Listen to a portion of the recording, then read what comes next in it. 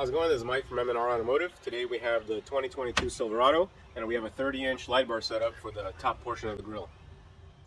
First things first, let's pop the hood. There's a top trim piece that we're going to be removing. It's held by nothing but push pins. So these types of push pins, let me show you how to remove it. There's a little dab here, put a screwdriver, pop it open, and then you can use a pry tool or a screwdriver and just take this piece out. Okay. And you're going to do that. There's a total of 1, 2, 3, 4, 5, 6, 7, 8, 9, 10.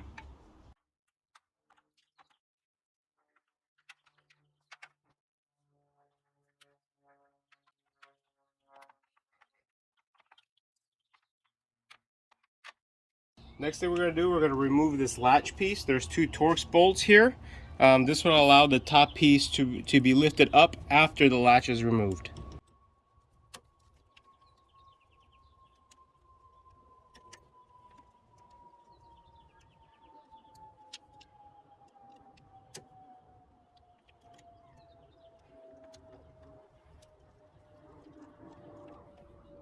So now after you remove the 2 Torx, you're just going to slide this forward, and then that's going to allow you to be able to lift this thing up.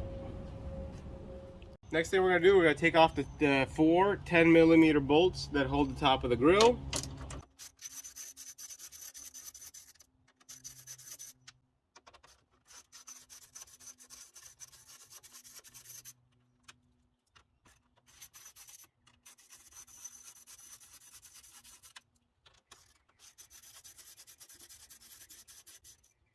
Take out the 4 Torx bolts that are holding the under fender material.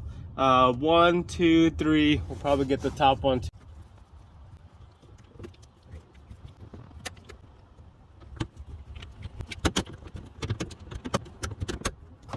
Now we're going to remove the bottom, the edge bolt here that holds the fender and the bumper together.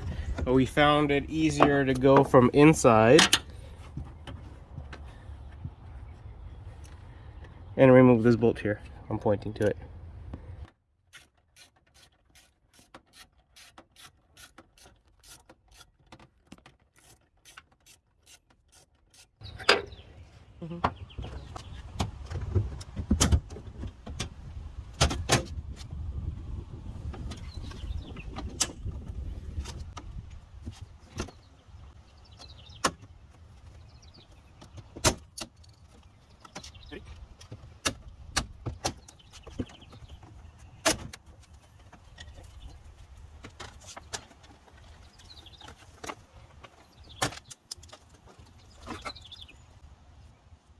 If any clips came off during the installation, we can just pop them back in and they'll get clipped in when we reinstall the front bumper.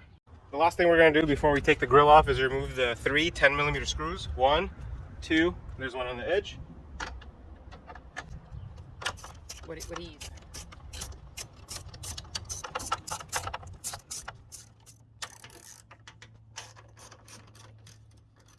2.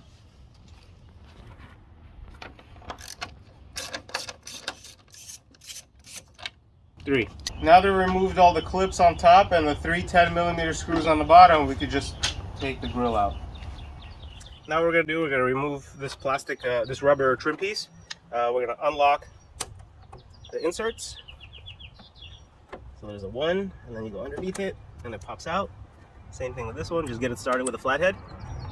Put a pry tool in underneath it, and it'll come out.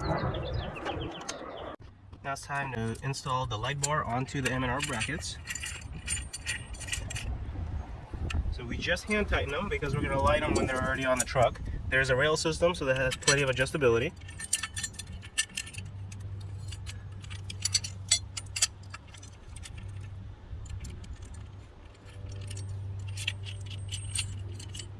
Okay, now let's take it to the truck.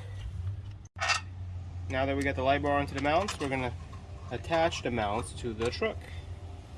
Through 1, and these are the same bolts that we took out that we are reusing.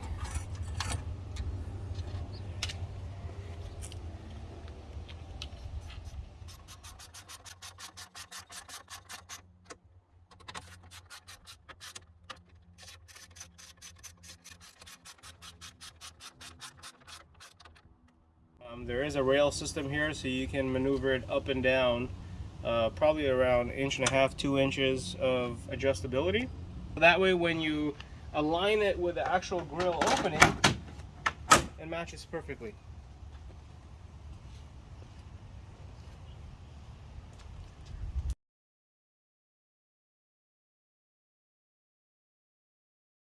It's already dark, but I wanted to show you guys how I routed the wiring. I use an aftermarket wiring harness. This is where it's tapped into the wiring harness, the light bars themselves. It goes through the relays. Then you can see the wire that goes for the switches that go inside the cab. I routed the switch wire through the hinge. It comes out and into the cab. And I want to show you guys where I mounted the switch. It's right here on the dash.